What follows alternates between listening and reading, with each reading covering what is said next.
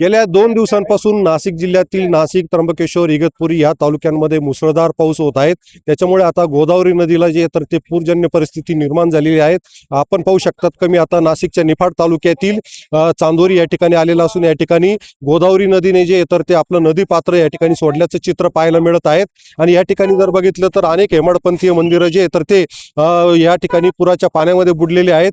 तर या ठिकाणी खंडराव महाराजांचं मंदिर आपल्याला पाहायला मिळत आहे. त्या मंदिरामध्ये सुद्धा पाणी शिरल्याचं आपल्याला पाहायला मिळत आहे. त्याचबरोबर या ठिकाणी या नदीमध्ये मोठ्या प्रमाणात मासे वाहून आलेले आहेत. आणि या ठिकाणी जर बघितलं तर मासे पकडण्यासाठी या ठिकाणी लहान मुलांसह मोठ्यांची गर्दी आपल्याला पाहायला मिळत आहे.